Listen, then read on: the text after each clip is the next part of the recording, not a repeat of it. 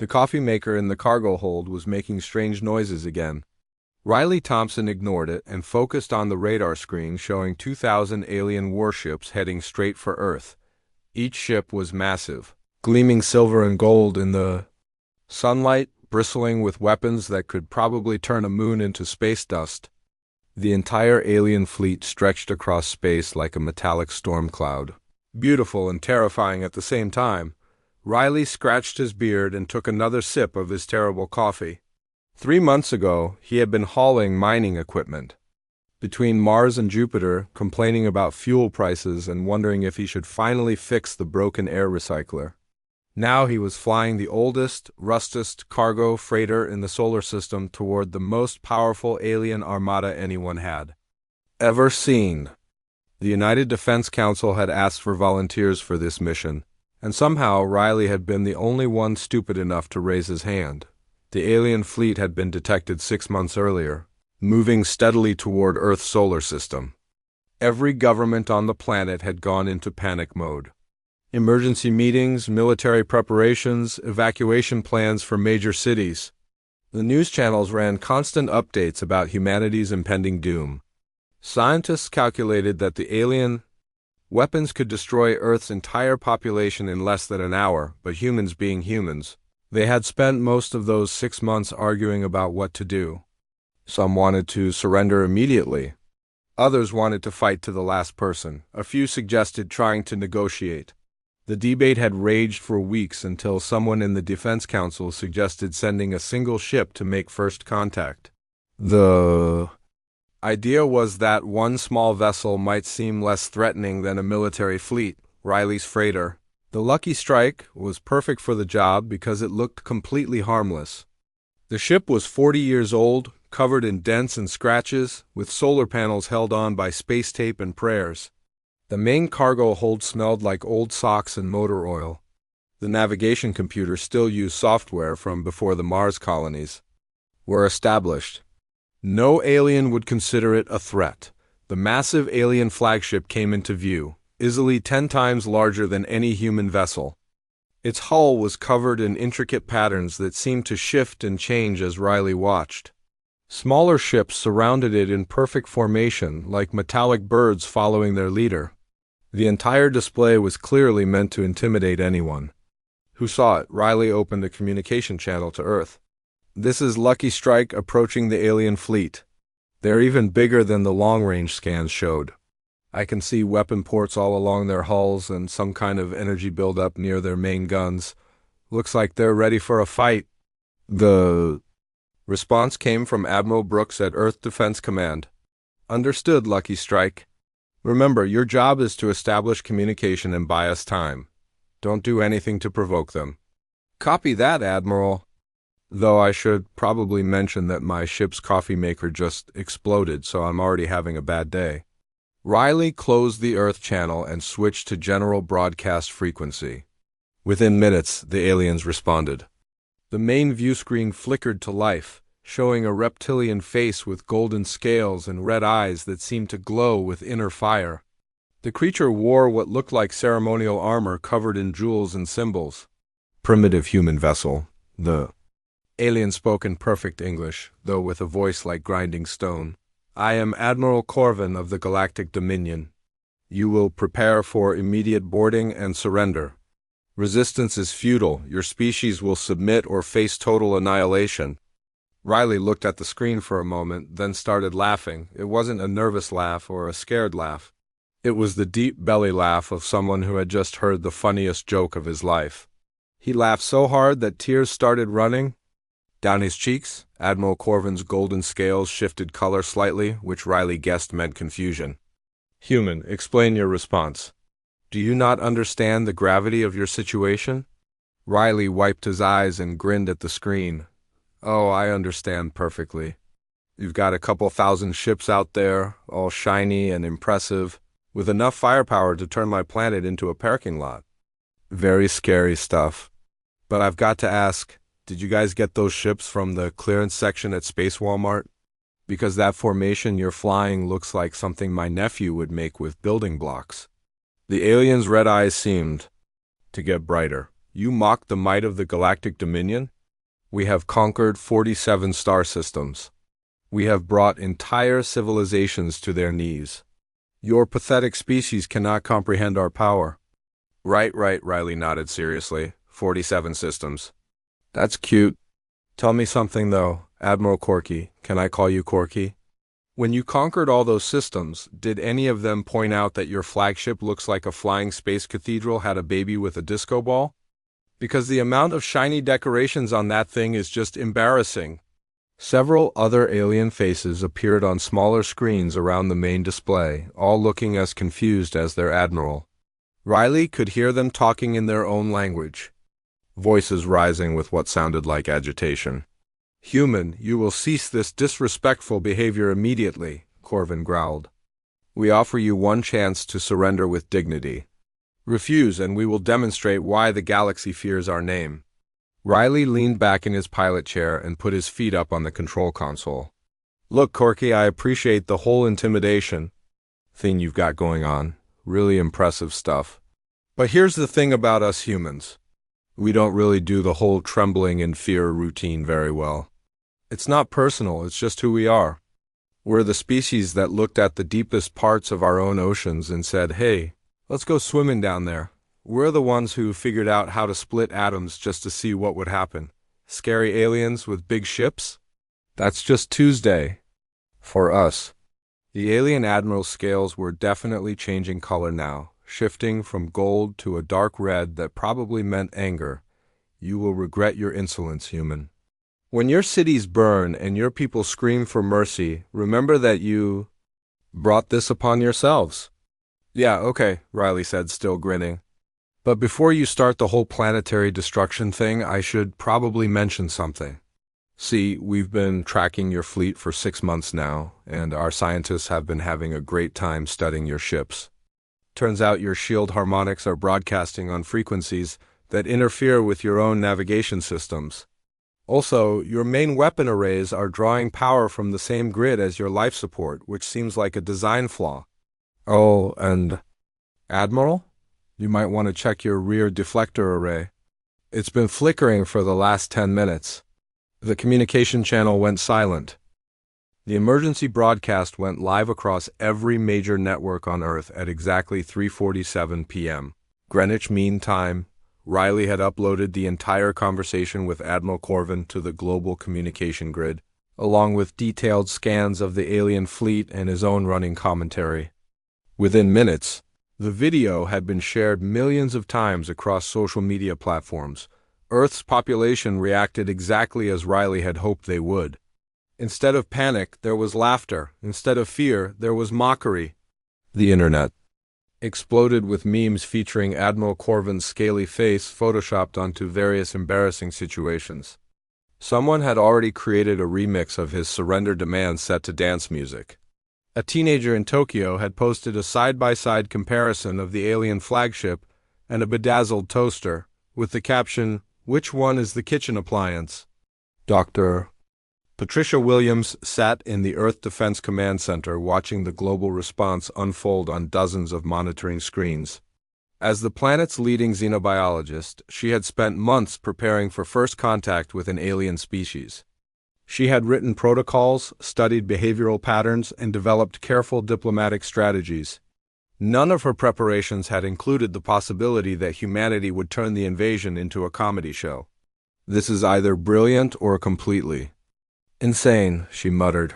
Watching a late-night talk show host perform a stand-up routine about alien interior decorating, Admiral Brooks paced behind her, alternating between panic and amazement.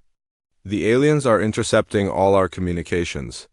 They're seeing everything, the memes, the jokes, the commentary. This could make them even more aggressive.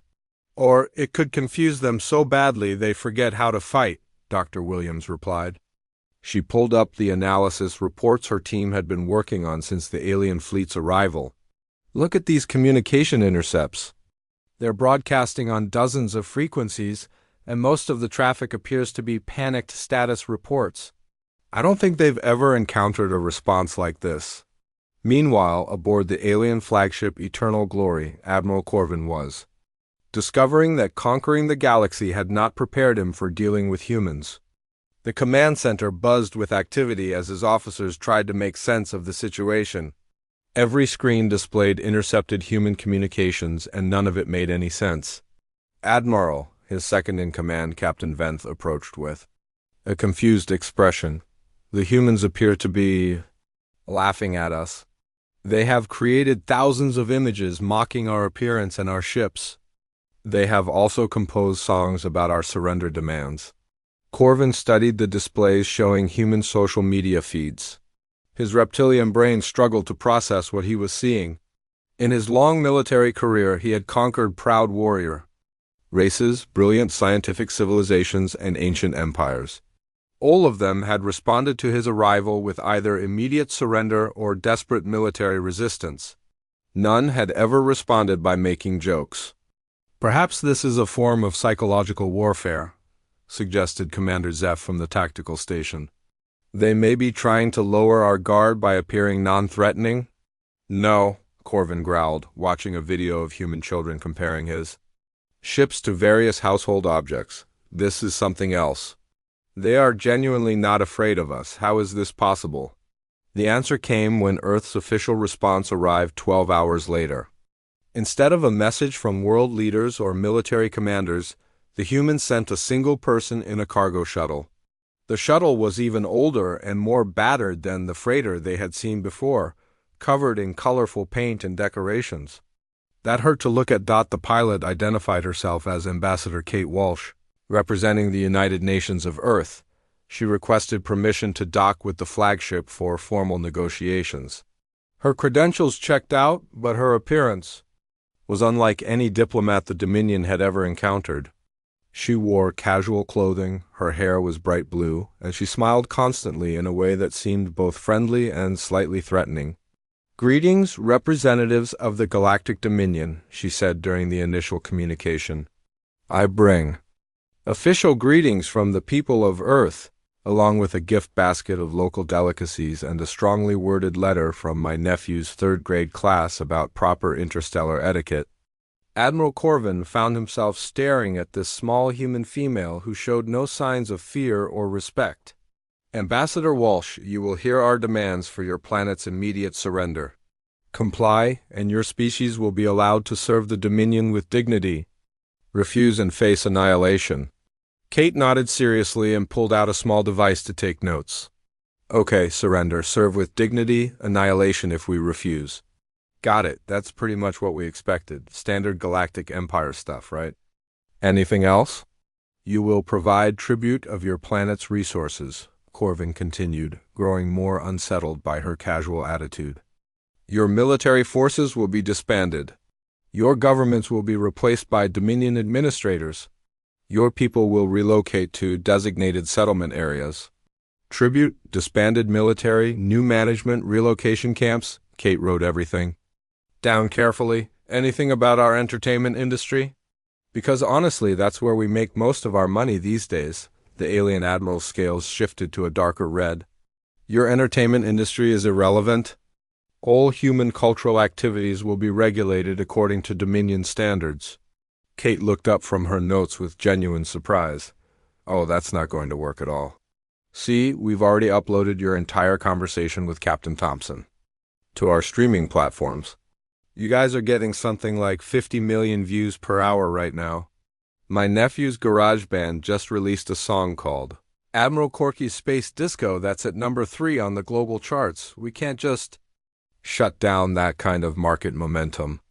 Several alien officers began talking at once in their own language. Dr. Williams, monitoring the conversation from Earth, noticed that their communication patterns showed signs of extreme agitation. Whatever Kate was doing, it was working.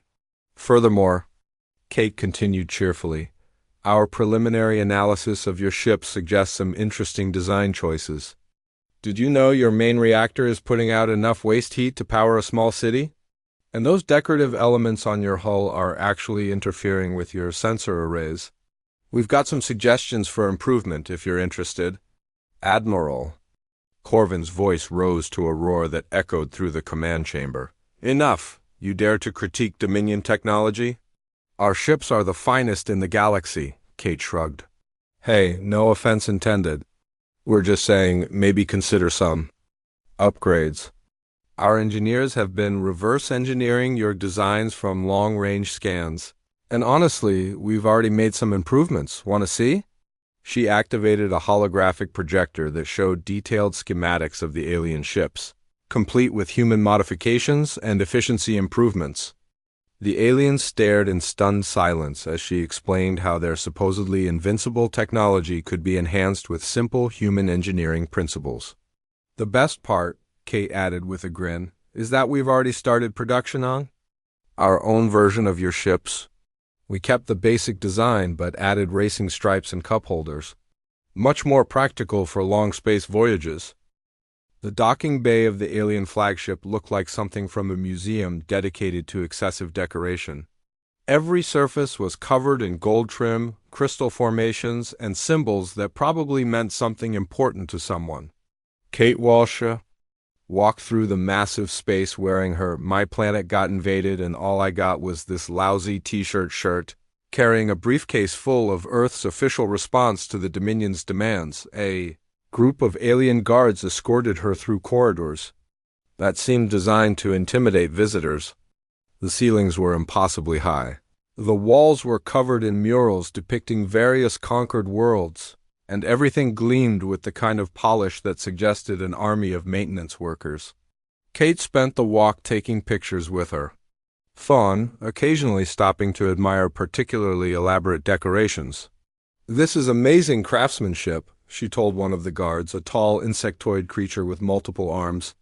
"Did you guys do the interior design yourselves, or did you hire professionals? Because this screams evil galactic empire in the best possible way. Very dramatic." The guard chittered something that might have been confusion and hurried her along toward the main conference chamber. Admiral Corvin waited in a room designed to showcase the power of the Galactic Dominion. Representatives from all 12 member species sat around a crescent-shaped table that could have doubled as a small spacecraft.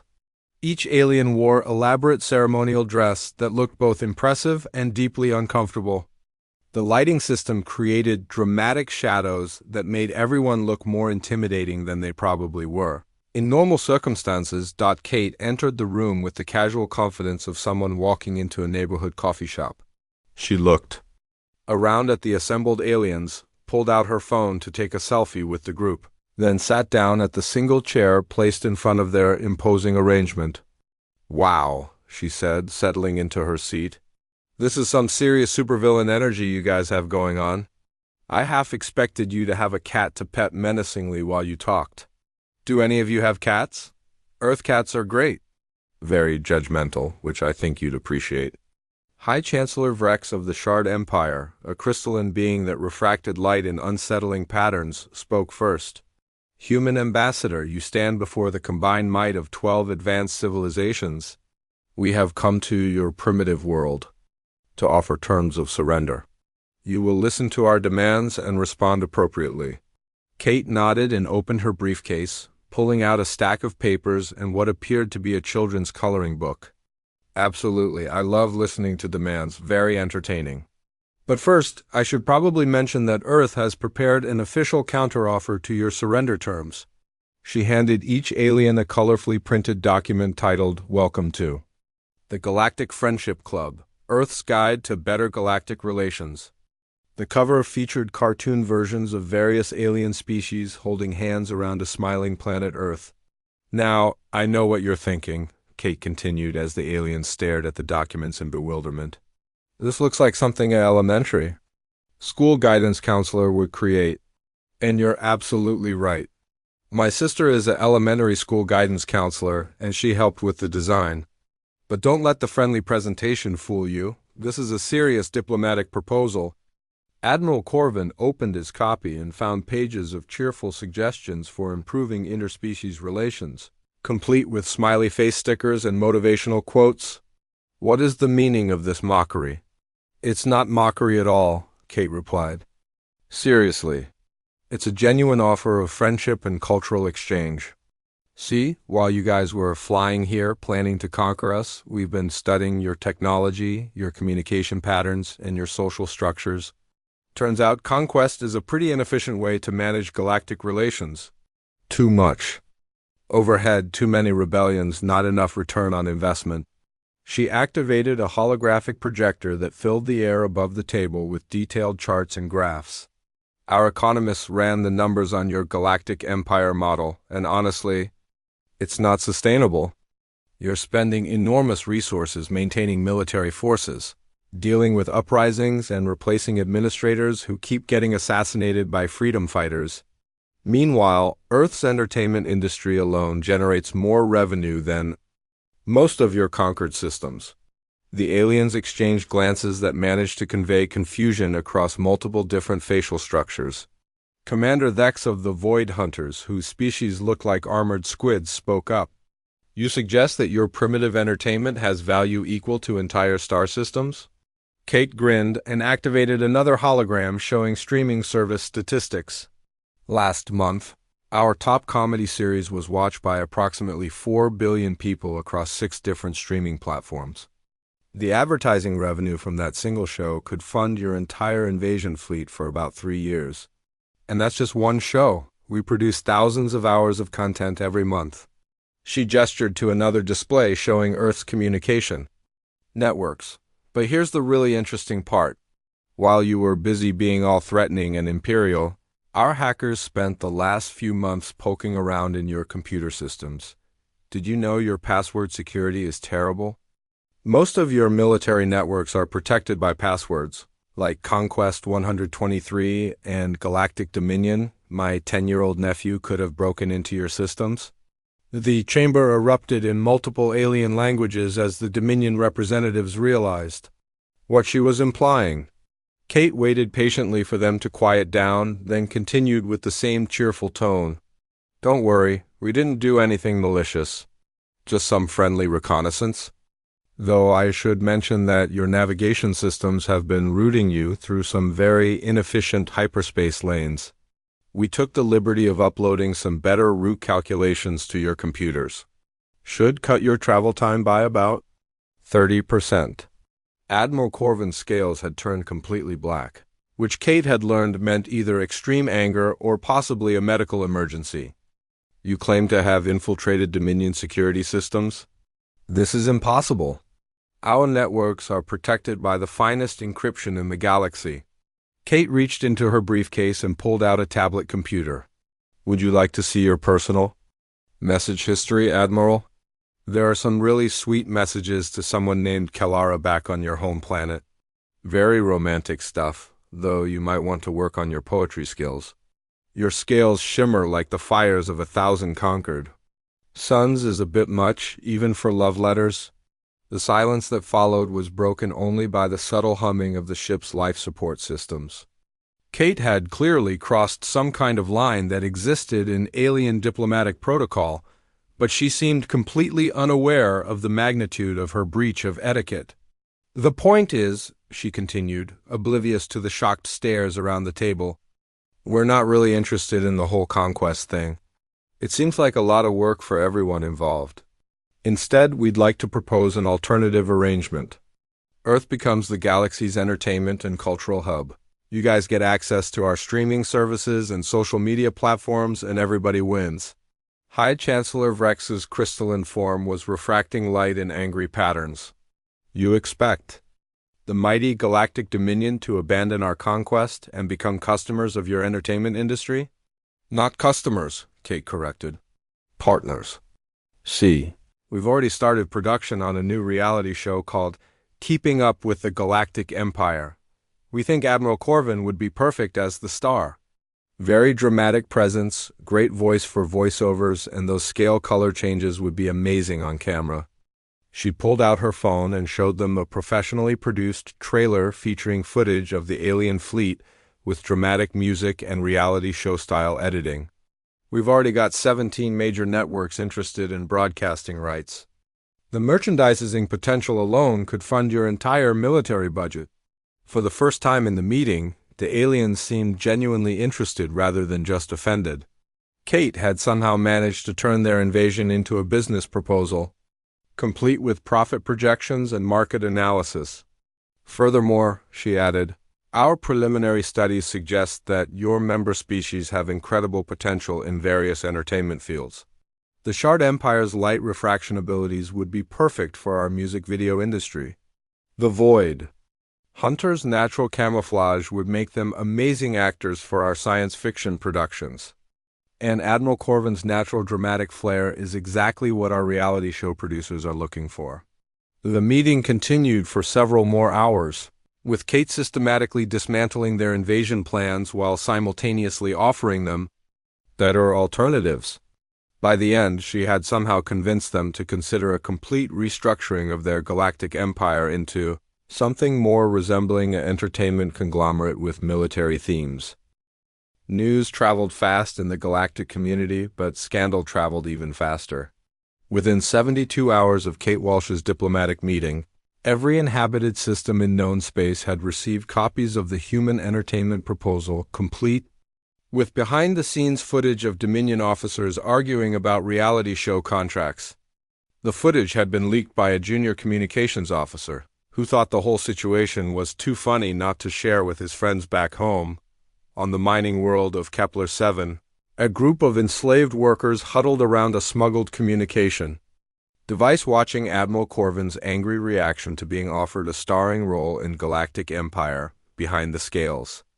The miners had suffered under Dominion rule for 15 years, but now they were laughing so hard that several had to sit down to avoid falling over. Did you see his face when the human suggested merchandise deals? wheezed Breck, a scaled humanoid, whose people had been conquered during the Dominion's third expansion. He looked like someone had told him his mother was dating a tax collector. Similar scenes played out across 17 different star systems as the news spread. Species that had lived in fear of the Dominion's military might were discovering that their supposedly invincible overlords were being systematically embarrassed by a species that had only achieved faster-than-light travel 50 years ago. The rebellion started on New Thesha, where the local governor made the mistake of trying to ban human entertainment broadcasts. The population responded by declaring independence and broadcasting their own comedy show featuring impressions of Dominion officials. Within hours, 3 neighboring systems had joined the uprising, not because they wanted freedom, but because they wanted to participate in the galaxy's funniest revolution, back on Earth. Dr. Williams watched the galactic situation unfold from the Defense Command Center with a mixture of fascination and horror. Her carefully planned first contact protocols had been completely abandoned in favor of what appeared to be accidental psychological warfare on an interstellar scale. "This is completely unprecedented," she reported to Admiral Brooks. "We're receiving communication intercepts from 43 different star systems, and most of them are doffing at the Dominion because of us. I don't think there's a diplomatic term for what we've accomplished here." The human internet had embraced its role as an accidental weapon of galactic liberation. Meme creators worked around the clock to produce content mocking various aspects of Dominion culture. A particularly popular video series called Alien Interior Design Disasters featured detailed analysis of Dominion architecture with sarcastic commentary from Earth's leading home improvement experts. Meanwhile, the Dominion Council was discovering that ruling a galactic empire became significantly more difficult when your subjects spent their time making jokes about you instead of trembling in fear. Emergency sessions were called every few hours as new rebellions erupted across their territory. High Chancellor Vrex's crystalline form had developed stress fractures from the constant agitation. "This is intolerable," he announced during the latest crisis meeting. "A single primitive species has undermined centuries of careful conquest. How did they accomplish this?" "They made us look ridiculous," Admiral Corvin replied, his scales flickering between different shades of embarrassment. "Somehow, by refusing to take us seriously, they convinced the entire galaxy that we are not worthy of respect." The situation grew worse when Earth's hackers released the Dominion files, a massive data dump containing internal communications between various alien officials. The files revealed centuries of bureaucratic incompetence, petty personal feuds between commanders, and administrative mistakes that had caused unnecessary suffering across dozens of worlds. Most damaging were the personal messages between high-ranking officials, complaining about the tedious nature of galactic conquest and their desire to retire to planets with better weather. Commander, Zeph reviewed the intelligence reports with growing despair. Sir, the humans have somehow turned our own communications against us. They have published our private complaints about military service, our requests for better food rations, and your personal shopping lists from the last 5 years. My shopping lists are classified military intelligence, Corvin protested weakly. Apparently not anymore, sir. The humans have created a comedy routine about your collection of decorative warfare trophies and your subscription to Galactic Gardening. Monthly, the final blow came when 12-year-old Tommy Henderson from Denver, Colorado, accepted Admiral Corvin's challenge to single combat on behalf of humanity. The kid had become famous for defeating several advanced artificial intelligences at chess, then teaching them to play video games during his spare time. His response to the Dominion's formal challenge was broadcast live across the galaxy. Tommy sat in his bedroom surrounded by homework, video game controllers, and a half-eaten sandwich. He looked directly into the camera with the kind of confidence that only comes from being too young to understand how much trouble you're in. Okay, so this Admiral Corky guy wants to fight somebody from Earth to prove his empire is still scary or whatever, Tommy said, adjusting his glasses. I accept his challenge, but I have some conditions. First, we're playing Minecraft instead of actually fighting, because violence is dumb and building things is cool. Second, if I win, his empire has to stop being mean to people and start being nice instead. Third, my big sister Emma gets to be the referee because she's really good at making sure people follow the rules. He held up a small device that looked like a modified gaming controller. Also, I made this thing that hacks into alien computer systems using the same backdoors my friend Marcus found in their security networks. So if Admiral Corky tries to cheat, I'll just reprogram his ship's entertainment system to play Baby Shark on repeat until he surrenders. The broadcast went viral across 47 star systems within 6 hours. The image of a human child casually threatening to hack the flagship of the galaxy's most feared military force proved too much for the Dominion's remaining credibility. Rebellions erupted simultaneously across the empire as entire populations realized that their oppressors could be defeated by a 12-year-old with a gaming controller and an attitude problem. Military commanders found themselves trying to maintain order while their own troops were too busy laughing to follow orders. The psychological impact was devastating. For centuries, the Dominion had maintained control through fear and intimidation. Their elaborate ships, ceremonial armor, and dramatic speeches had convinced conquered populations that resistance was hopeless. But humans had proven that the Empire's power came from perception rather than reality, and once that perception was broken, the entire structure began to collapse. Admiral Corvin sat in his command chamber watching real-time reports of his empire disintegrating while a human child prepared to challenge him to a video game contest. His carefully constructed military career was becoming a galactic joke, and he had no idea how to stop it. Sir, Captain Venth approached carefully, perhaps we should consider the human proposal for restructuring our organization.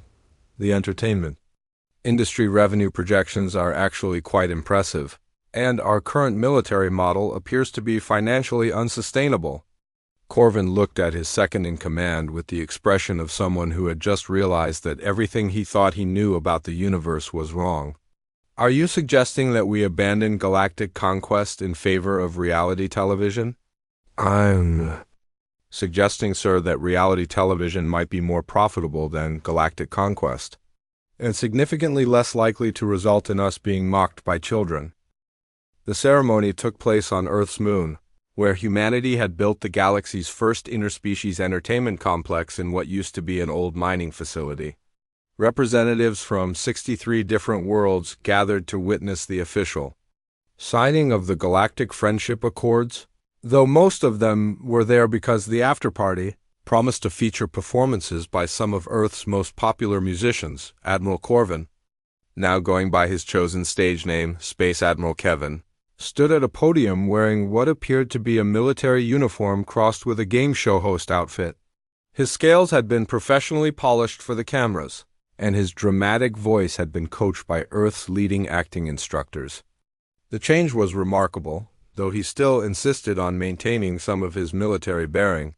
"Citizens of the galaxy," he announced, his voice echoing through speakers that reached every inhabited system, "today marks the end of the old Galactic Dominion and the beginning of the Interstellar Friendship Club. We have learned that conquest is far less profitable than collaboration, and significantly less entertaining than reality television."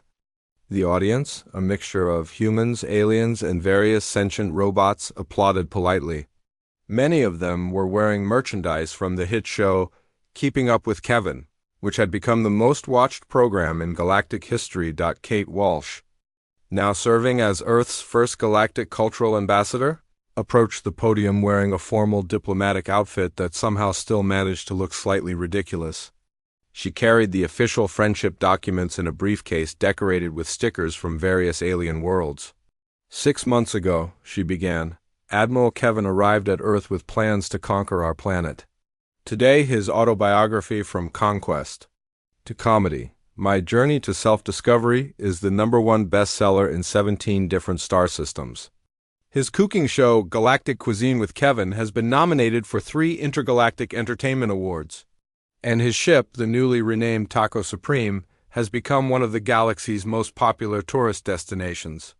The former Dominion flagship had indeed been converted into a luxury cruise ship specializing in interstellar comedy tours. The weapons had been replaced with entertainment facilities, the intimidating command center had become a dinner theater, and the former torture chambers now housed the galaxy's most advanced gaming arcade.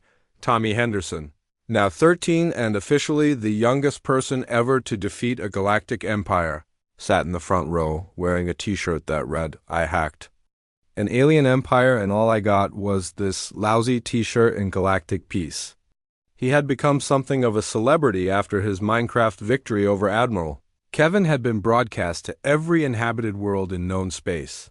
The game had lasted 8 hours and featured elaborate construction projects, complex resource management, and surprisingly sophisticated military strategy. Kevin had proven to be a formidable player with an impressive understanding of defensive architecture, but Tommy had ultimately won by building a massive space station shaped like a giant rubber duck. The psychological impact of being defeated by waterfowl-themed architecture had completed Kevin's transformation from feared military leader to beloved entertainment personality. Dr. Williams, now heading the Earth's Department of Xenological Entertainment Relations, reviewed the statistics from her position near the back of the ceremony. The numbers were staggering. Human entertainment exports had generated more revenue in 6 months than the former Dominion had collected in taxes. Over 5 years, Earth's streaming services now reached 49 different star systems, with subscriber growth exceeding all projections. More importantly, the galaxy was more peaceful than it had been in centuries. The former Dominion's military forces had been reorganized into the Galactic Security and Entertainment Service, which spent most of its time providing security for concerts and managing crowd control at comedy shows. Their elaborate warships now served as mogul entertainment venues, traveling between star systems to deliver live performances and cultural exchanges. Riley Thompson, the cargo pilot whose sarcastic first contact had started the entire transformation, was being interviewed by a reporter from the Galactic Broadcasting Network. He stood next to his old freighter, the Lucky Strike, which had been converted into a mobile coffee shop and museum. "Did you ever imagine that your conversation with Admiral Kevin would lead to all this?" the reporter asked, gesturing toward the ceremony taking place around them. Riley scratched his beard and took a sip from his coffee mug, which was decorated with a cartoon version of Kevin's face. "Honestly, I just thought the guy needed to lighten up a bit. Turns out the whole galaxy needed to lighten up. Who knew that making fun of someone's interior decorating choices could end a galactic war?" The transformation had not been without its challenges. Several former Dominion species had struggled to adapt to the new entertainment-focused economy. The warrior culture of the Draconis had required significant counseling to help them transition from conquest to comedy. Many of their finest generals now worked as professional wrestlers in Earth's growing interstellar sports entertainment industry. The Shard Empire had initially resisted the changes, claiming that their crystalline nature made them unsuitable for entertainment work. However, they had eventually discovered a talent for creating spectacular light shows and their concerts, now sold out across multiple star systems. High Chancellor Vrex had become particularly famous for his interpretive light dancing, though he still insisted it was a form of diplomatic communication rather than entertainment. The most surprising success story had been the Void Hunters, whose natural camouflage abilities made them perfect for Earth's growing holographic entertainment industry.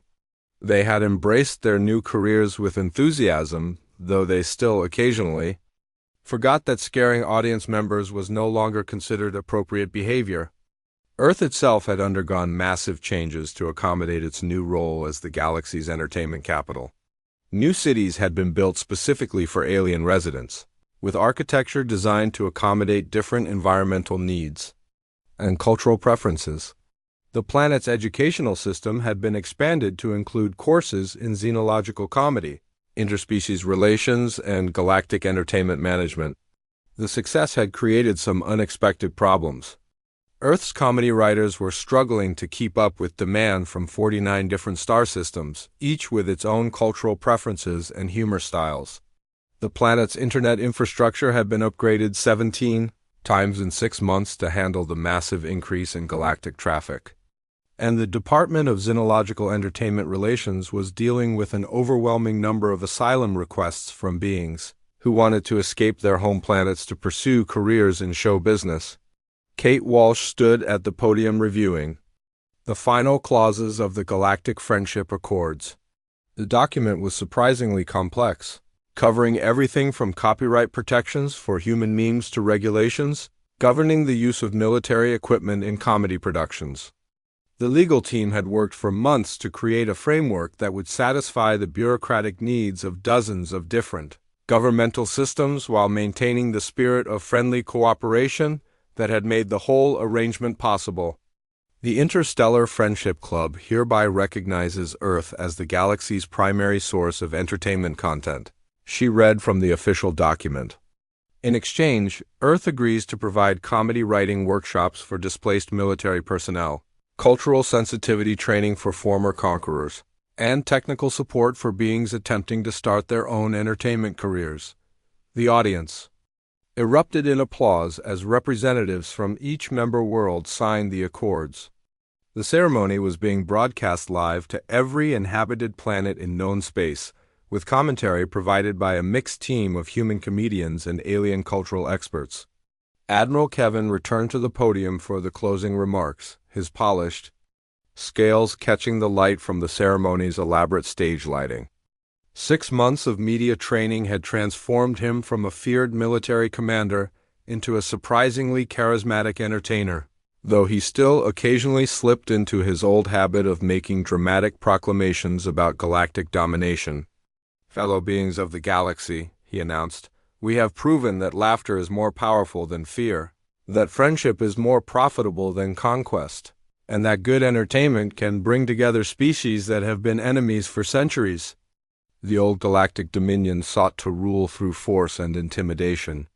The Interstellar Friendship Club will prosper through cooperation and comedy. He paused dramatically, a skill he had learned from Earth's soap opera industry. "And I am pleased to announce that filming will begin next month on our newest production, Galactic Neighbors, a reality show about interspecies cooperation. Applications for cast members are available on the Friendship Club's official website." The ceremony concluded with a massive fireworks display that had been choreographed by a team of human pyrotechnicians and alien light sculptors. The show was visible from orbit and featured representations of every member species of the Friendship Club working together to create patterns that spelled out peace through entertainment in 17 different languages. As the crowds dispersed, and the various alien dignitaries returned to their ships. Dr. Williams found herself standing next to Tommy Henderson, who was playing a handheld game while simultaneously monitoring social media responses to the ceremony on his phone. "Any regrets about starting all this?" she asked the teenager who had accidentally become one of the most influential people in galactic history. Tommy looked up from his devices and shrugged with the casual indifference that only teenagers could manage. "Not really. I mean, it's pretty cool that we ended a galactic war with memes and video games. Plus, my YouTube channel has like 6 billion subscribers now, which is pretty sweet. Though I do feel kind of bad for Admo Kevin. His old job was probably more exciting than hosting cucking shows." Dr. Williams laughed and looked up at the stars where the lights of dozens of different spacecraft were visible as they departed for their home systems. Each ship carried human entertainment content, cultural exchange students, and plans for new collaborative projects between their worlds and Earth. The galaxy had never been more peaceful, prosperous, or entertained. The age of conquest had ended not with a great battle or diplomatic triumph, but with the simple recognition that making people laugh was more satisfying than making them afraid. Humanity had achieved galactic dominance through the most unexpected means possible, by refusing to take themselves or anyone else too seriously. In the end, the greatest victory had been proving that even in a vast, complex universe filled with advanced civilizations and ancient conflicts, sometimes the best solution to any problem was a good joke and the willingness to be friends.